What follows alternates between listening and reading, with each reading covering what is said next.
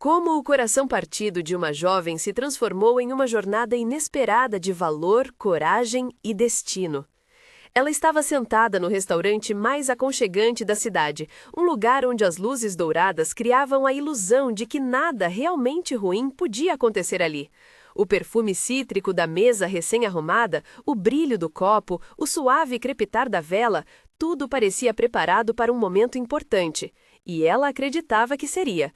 Vestida para uma promessa, ela ocupava a melhor mesa como quem protege um sonho frágil. Mas por trás do sorriso treinado havia semanas de dúvidas silenciosas, noites em que se perguntava se ainda era vista, se ainda significava alguma coisa para o homem que afirmava amá-la. O relógio marcava 8h13 quando o celular vibrou. Uma notificação comum, até que as palavras ecoaram como uma sentença. I can't do this. I'm done. A mensagem quebrou o mundo ao meio. O colar no pescoço, escolhido como sinal de esperança, subitamente pesou como um lembrete cruel de algo que não existia mais. O som de risadas da mesa ao lado parecia distante, agressivo, como se o universo estivesse zombando da sua confiança. Ela não sabia se levantava, se chorava ou se pedia para o chão engoli-la. Sentiu a humilhação subir quente, imediata, impossível de disfarçar. Era o tipo de momento que você acredita que vai carregar para sempre, um marco, um antes e depois que ninguém escolhe viver. Foi então que o inesperado aconteceu. Do outro lado do salão, um homem se levantou. Ele não trazia câmeras, não trazia seguranças, não trazia anúncio algum. Apenas atravessou o espaço com passos firmes, colocou um copo à mesa dela e disse com uma simplicidade que desarmou tudo. Você não merece isso, e eu não vou deixar essa ser a última memória da sua noite. Aquelas palavras moveram algo no ar, como se o restaurante inteiro tivesse mudado de posição. Não era apenas gentileza, não era apenas conforto, era um ponto de virada. O que você está prestes a ouvir é uma história que nasceu de uma crueldade pequena e se transformou em uma sequência de escolhas que testam dignidade, legado e amor. Antes de começar, me diga nos comentários, de onde você está me ouvindo? Importa para mim saber quem está do outro lado desta história. Humiliation didn't arrive like a blow. It came as a quiet dismantling. Maya Rivera chose that restaurant in the old neighborhood because everything in it seemed to conspire in favor of a future she believed she deserved.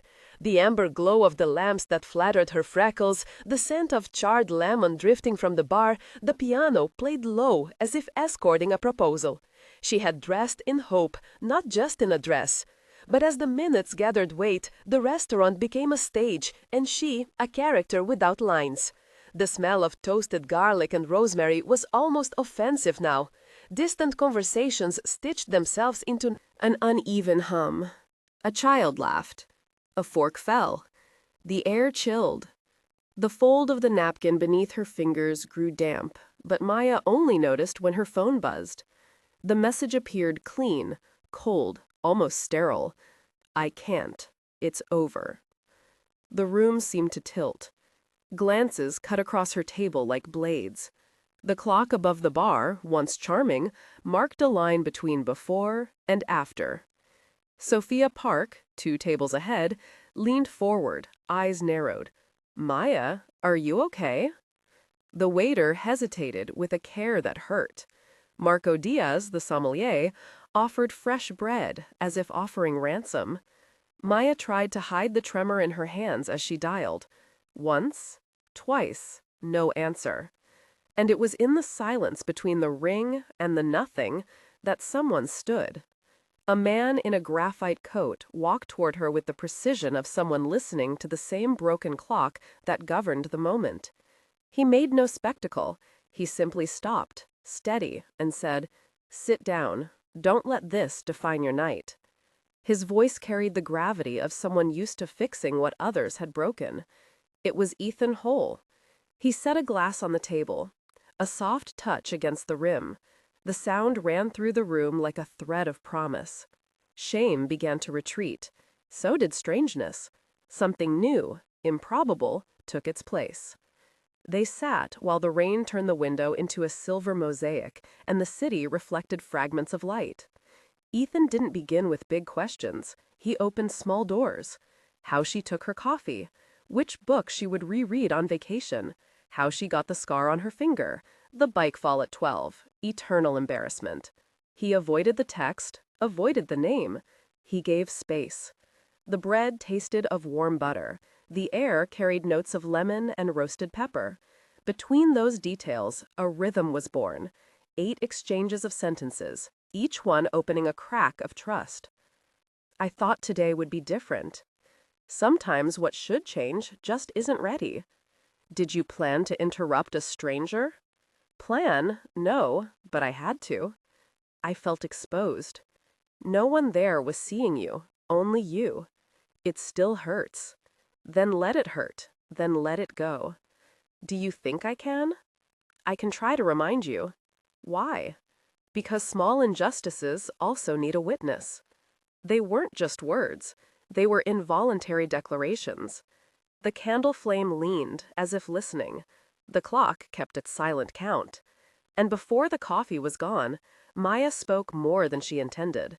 She told of the double routine, the unpaid internships, the stacks of papers graded at midnight, of growing up in the apartment above her grandparents' shop, where the smell of old paper and soap marked the days, of her mother exhausted after double shifts, of her father absent, more concept than memory, of her first year teaching, and crying in the car afterward, not from failure, but because the students had turned poems into something new, theirs. She spoke of the engagement that ended because someone loved the idea of supporting her more than the reality of living with her, of the cardboard box labeled Future Lessons, where she kept the dream of founding a reading program for children. Every detail explained why the message that night didn't just hurt, it dismantled her, and why, when Ethan arrived, she felt for the first time that evening that she wasn't just being seen, but finally being understood. Before we go any further, I want to ask you something, and answer honestly. Have you ever been humiliated in public? If yes, start your comment with, I have. If not, start with, never. Then tell me where you're listening from and one sentence about how that moment felt. I read every message. Sometimes one single comment shifts the entire tone of a community. Your words remind someone out there that they are not the only one trying to survive something sharp. After you comment, stay with me, because this night, it didn't end with a rescue dinner. Photos would appear later, some flattering, some cruel. Tabloids would twist sympathy into romance.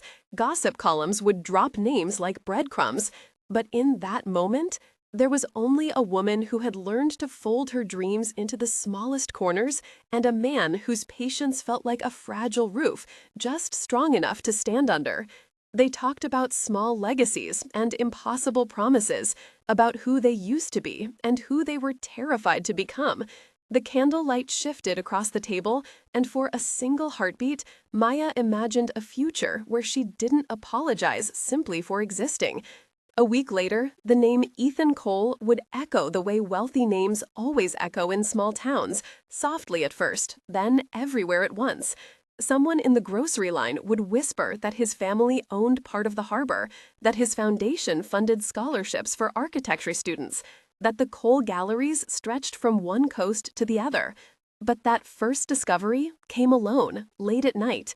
Maya Googled him in the bathroom, standing on cold tile, the mirror lit by harsh, honest light. The screen was so bright she couldn't see her own reflection. Sleek press photos, black tie galas, a portrait of him standing by a window like a man measuring the whole city and deciding which piece to move next. Her first impression had been restraint, then power. The realization made her a little breathless. A thin line of street lamplight sliced across the sink like a silver warning. For the first time, she wondered what another life with a man like him might look like, and what version of herself it would require. That evening, Ethan invited her to a small gallery he loved. Not a gala, not a spectacle, just a quiet room full of paintings and old wooden floors that smelled faintly of linseed oil. She said, yes, curiosity finally outweighed caution. But on the train ride there, a worry curled at the back of her mind. Would his world rearrange her? Would she become the teacher with a cardboard box of dreams? or someone refitted and resized for a gallery card. Ethan seemed to value clarity over assumptions, yet there was something unreadable around the edges of him, a shadow that suggested he lived by rules she had never been taught. And as he opened doors to spaces she had never stepped into, introducing her not as decoration, but as if she naturally belonged there, Maya felt the first small tremor of doubt, a quiet cloud drifting over a bright sun. Who would she become in his orbit? The rhythm of their life together didn't begin with fireworks. It began with small intimacies and sudden fractures. One morning, on a terrace overlooking the river, Maya and Ethan sat with steaming mugs that ghosted into the cool air. Cut grass, coffee grounds, the city humming like a quiet engine below. A single white petal on the table, trembling in the breeze, watching them like a silent witness. Maya confessed a failed classroom project and the fear that she was a fraud. Ethan listened, really listened, without correcting, without rescuing. Then he told her about the legacy his father had tried to carve into him and the pieces he had spent years learning how to keep and how to let go. But intimacy is fragile. A journalist from a local tabloid spotted Ethan, walked straight toward them, and asked, bright smile, phone raised, just one quick photo. Maya's smile froze. Her stomach dropped. Hours later, that single breakfast picture, golden terrace light, the white petal perfectly centered, became a public headline. Comments multiplied. Strangers dissected her clothes, her expression, her motives. Friends sent screenshots mixed with well-meaning cruelty. And Claire Monroe, the woman who once circled Ethan like a hawk at a board meeting, sent a message with a single word: congratulations. No emoji, no warmth. Pure venom in pixels. Maya felt skinned open. Her private life suddenly had an audience. Ethan apologized, said he should have told the reporter to leave, but he also said that publicity came with costs and benefits, and that he would stand with her through it. That line wavered dangerously between reassurance and control.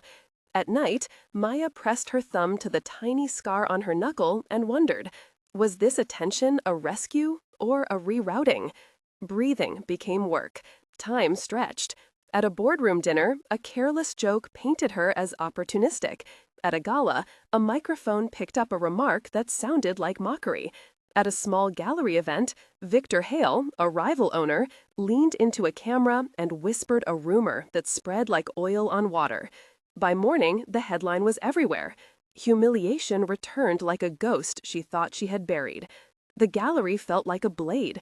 The smell of alcohol, polished floor echoes, camera flashes popping like fireworks, her dress brushing her arm, spotlights glaring like interrogation lamps. Maya stood on a short stair and felt the entire room tilt. Claire Monroe watched from across the room, sipping her drink like it was victory. Friends hovered, some supportive, some waiting to witness her collapse. Maya had to choose, retreat or respond. She chose to respond. Her voice didn't shake. I am not a rumor. Ethan stepped forward, not to speak over her, but beside her, and introduced her as Maya Rivera, teacher and founder of a small reading program.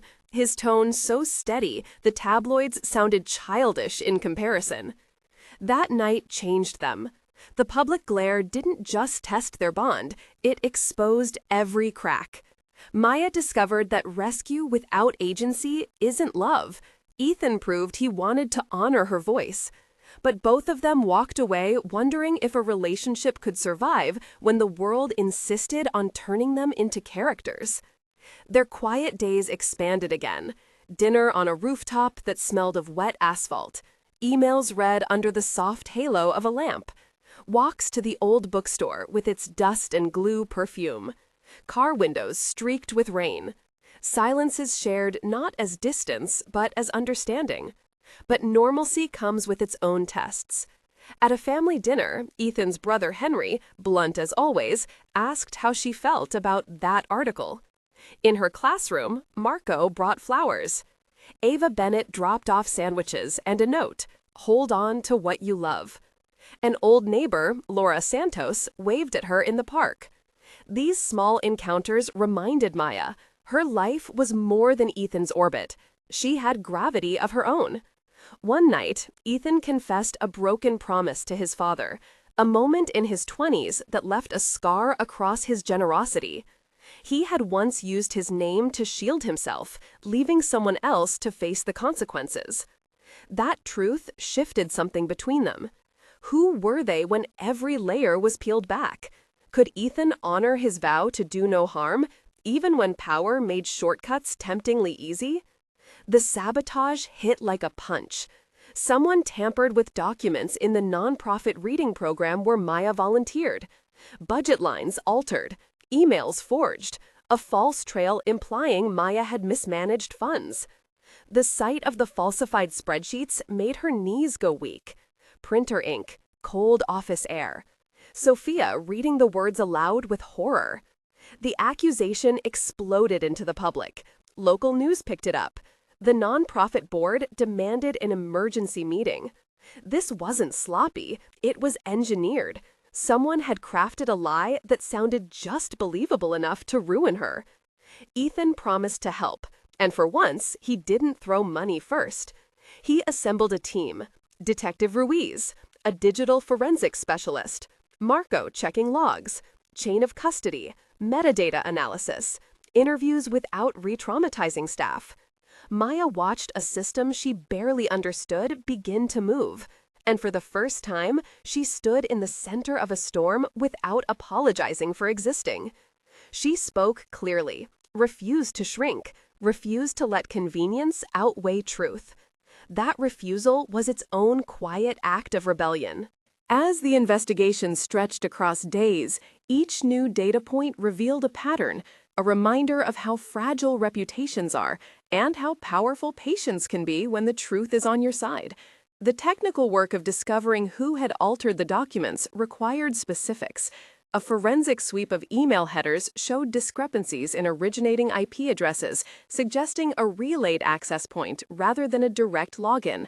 Chain of custody for the hard copies was reconstructed by time-stamped sign-ins and CCTV footage that confirmed the presence of only 2 staffers in the hours the edits occurred.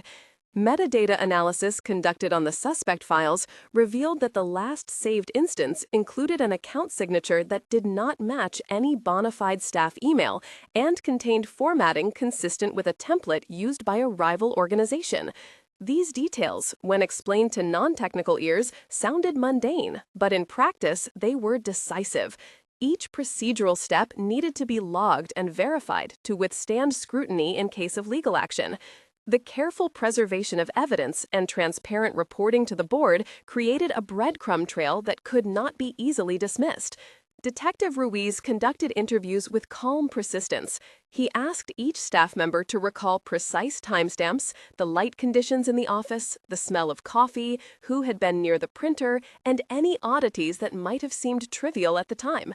Those small sensory details proved vital. An intern remembered a lingering perfume that matched a sample later tied to Claire Monroe by a receipt search. A security guard recalled a delivery that had arrived at an unusual hour. People who might have been dismissed as peripheral became central witnesses. The investigation had moments of near despair and moments of quiet triumph as patterns aligned and a clearer picture emerged. The more they uncovered, the more it looked like someone with access to Ethan's circles had tried to weaponize perception. The motive was not simply to attack Maya, it was to destabilize the small mission she carried in order to force a response from Ethan that might bend him toward rash uses of power. One of the most harrowing moments occurred when Victor Hale attempted a public confrontation in a gallery opening where Maya was present. He stepped close, the scent of his cologne sharp and performative, and whispered a loaded claim into a reporter's ear. Cameras circled like vultures. Maya felt the room close, the warmth in her chest curdle into cold, and the clock above the gallery door seemed to spin. She could have fled. Instead, she faced him. In a slow, steady voice, she addressed the gathering crowd. She explained the work she had done, named the children and the books and the nights she had spent writing grant proposals, and insisted that she would not be reduced to a rumor. Ethan stood behind her but did not overshadow her words. The confrontation stretched and filled the night. In that high-pressure scene, a small decision had larger implications. When Victor attempted to toss a smearing narrative into the press, a carefully compiled set of emails and the forensic metadata were released to counter the claim. The truth was methodical and less glamorous than rumor, but it was resilient.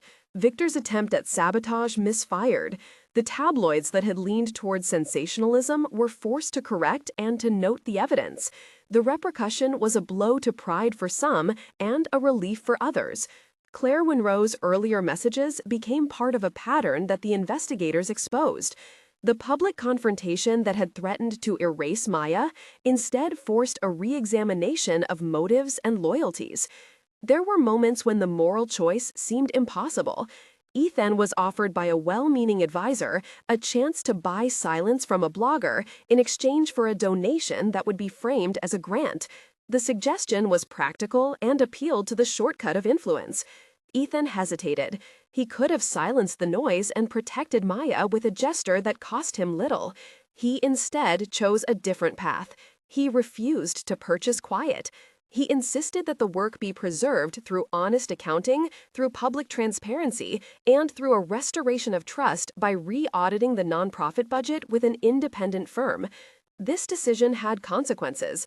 It meant that painful details would remain in the public eye longer. It meant they would have to endure indignity in order to secure long-term legitimacy. The cost was immediate stress and a deeper exposure of the fracture lines in their lives.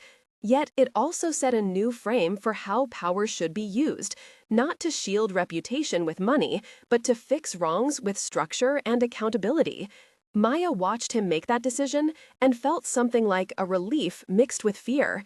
She loved the idea of a mission, not the use of influence as a bandage. There were 3 moments of tension that marked the spine of this story. The first involved a leaked audio clip that suggested Maya had been conspiring to ask for funds in exchange for favors. That clip was 48 seconds long, edited, and out of context. The sound of the room where it had been recorded was a low hum and a distant siren. Even the texture of the air on the recording betrayed tampering. The second tension moment occurred when an old friend from Maya's past, a man named Daniel Ortiz, who had once been a boyfriend and then an opponent in a small campaign, resurfaced with claims that suggested personal motives rather than facts. The smell of his cologne at the fundraiser made Maya physically recoil. The third was the night a package arrived at the nonprofit containing a wilted flower and a note that read, "You were warned." The physicality of that moment, the damp soil on the petals, the gray paper of the envelope, the pressure in Maya's chest as she read it under the light of a single lamp, made all the theoretical threats feel immediate and dangerous. Each of these instances required a different kind of courage and a tactical response. Some were handled by legal counsel, some by public statements, and some by the quiet work of reopening old files and proving provenance. In the end, the pattern of sabotage could be traced back to a coalition of opportunists who had seen an opening and tried to widen it. The legal action that followed felt procedural and slow, but it worked. The people who had tried to weaponize rumor were exposed and called to account in a small hearing that was covered by local media. Once the culprit was identified, there was a public reckoning. Claire Monroe had been a central figure in the chain that fed rumor and planted evidence, and her network extended to a small cadre of people who had benefited from keeping power concentrated. The board of a related cultural institution that had been planting stories in the press faced inquiries. There was a private meeting in which apologies were thin and legal teams bypassed words. Victor Hale faced a professional censure, and some of the bloggers who had profited from the rumor were required to publish corrections and retractions. The legal work required precise documentation. The council drafted a chronology, verified by time-stamped metadata and CCTV evidence, and then filed suit for defamation and for the costs of reputational repair. The procedural description of the filing was specific, careful, and unglamorous. It spelled out the injuries to a small nonprofit and explained how the manipulations conformed to a pattern designed to push a woman out of her work. The courtroom scenes were quiet, full of the smell of paper and the pressure of waiting, the light through high windows making the dust spin like hesitant witnesses. For Maya, the courtroom was not a theater. It was a place where small facts could be given weight. The outcome would not erase the sting of the earlier humiliation, but it would create a papered record that truth had not on vacation. As the seasons turned, ordinary gestures began to stitch new habits. Maya returned to her classroom with the same stack of ungraded papers and the same hum of fluorescent lights that always made her eyelids a little heavy. She taught poems about rivers and told the children about how words could be used to build bridges rather than to burn. Ethan began to involve himself in the nonprofit in ways that supported structure rather than spectacle. He took on a role that felt collaborative rather than salvific, offering grants that required matched community input and oversight. He and Maya learned to cook together on Sunday afternoons, the smell of onions and garlic filling a small kitchen where the light came from a single window and sometimes landed on the white petals she had kept in a book. They argued about small things, like whether to repaint a spare room, and those arguments were sometimes fierce and sometimes tender. Friends returned slowly. Sophia volunteered on weekends. Marco curated a small fundraiser that celebrated literacy without fanfare. Henry and Ava helped organize volunteers. There were reconciliations. Ethan called his father and asked for a conversation that had been overdue.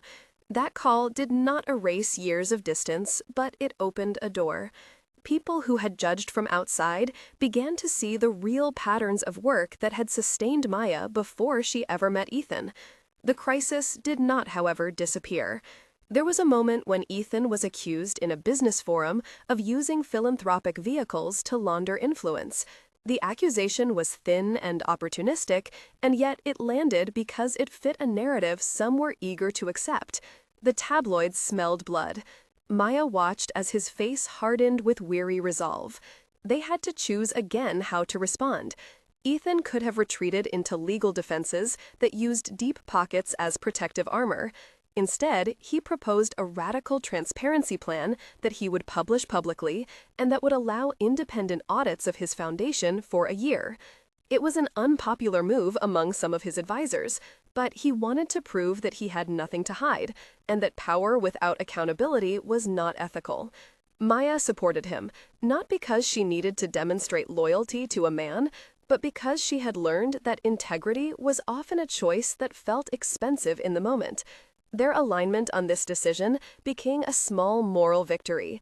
It clarified what they would risk for each other and for the missions they claimed to hold. There were moments of tenderness that felt like an apology and moments of rupture that felt like necessary pruning. Maya forgave herself for wanting rescue and for wanting autonomy. Ethan forgave himself for mistakes that had become constraints on his generosity. Claire Monroe faced consequences, and for a brief time she sent a note that read, "I am sorry," which felt less like contrition and more like a worn-out attempt to close a ledger without repair. In the quiet spaces between court filings and board meetings, Maya and Ethan planned a small ceremony on the rooftop where they had first discussed the reading program. It would not be a statement to the tabloids. It would be a promise to a small group of friends who had stayed through the worst. The city would be a distant map of streetlights, and the clock in the square would chime in a different key. The white petal would be present in a bouquet. In the months to come, their story would be retold in headlines that favored drama, but the versions that mattered would be the ones written in notebooks, in emails to donors that spoke plainly, and in the classrooms where children learned the joy of a sentence constructed with care. 1 month later, things had settled into a new groove. Maya had reopened the nonprofit reading sessions, and the turnout had increased slightly because the community rallied in support. Funding was temporarily precarious but stable enough to continue programming. The public fallout from the scandal had receded but not vanished. Friends dropped by the classroom with coffee and small notes. Ethan attended a board meeting not as a savior but as a partner, presenting an audit that was clear and modest. The light on their terrace was softer. They kept the white petal pressed in a book and planned modest renovations to the readorum. 1 month felt like a bruise that had begun to fade. 3 months later, the legal motions had culminated in a hearing that cleared Maya of malfeasance and named the culprits. The tabloids printed corrections, and some of the more pernicious pieces were taken down or edited. The nonprofit received a small grant to stabilize operations, and a new volunteer coordinator was hired. Ethan and Maya were photographed at a gallery opening where they stood as two people who had negotiated public storms without losing agency. They spoke at a small community panel about transparency and the ethics of philanthropy. Their relationship experienced a consolidation rather than a climax. They learned to celebrate modest victories and to reserve judgment for hard work. The white petal was mounted in a shadow box and placed in the reading room with a plaque that read, "In honor of second chances." The 3-month mark brought the kind of quiet confidence that feels earned. 6 months after the incident, the transformation had matured into steps toward a future that neither of them had scripted at the outset. The reading program had doubled its volunteer base, a modest building donation had been secured through transparent channels, and a new partnership with the local library enabled weekend sessions that reached neighborhoods previously untouched. Ethan had instituted a foundation policy that required community-led project proposals and independent audits for awarding funds. He announced a modest fellowship named for Maya to support educators with innovative literacy programs. Maya accepted the fellowship as an advisory board member rather than as a symbolic figurehead. They organized a modest ceremony with close friends at which a proposal was made not only of marriage but of mutual promise and of a shared mission statement about how to wield power gently. The proposal was not cinematic, with grand gestures or viral intent. It was honest and private and held in a small circle where the smell of coffee and the sound of a clock winding made everything feel intimate. The final line of the ceremony, spoken by Maya, was a promise that they would protect each other and the work they loved. It was simple and final enough to be a kind of epilogue. In the end, the story was not about the rescue as spectacle. It was about rescue as a series of decisions to preserve dignity, to fight rumor with evidence, to choose transparency over expedient silence, and to turn scandal into a lesson for shared learning. Power. Maya kept teaching. Ethan built structures rather than monuments. Friends returned, and new allies appeared. The legacy they created was neither wealth nor headline, but a small, durable mission to make sure that children could find books and that adults could find second chances. The scar on Maya's knuckle remained as a reminder of what it means to fall and to rise. The white petals stayed encased as a symbol of fragile beauty preserved. Sometimes, being left is the opening through which fate brings someone you never expected. If this story touched you, leave a comment about what it made you think. And if you want more stories about ordinary people crossing into extraordinary problems and coming back whole, consider subscribing and joining this community. Thank you for listening.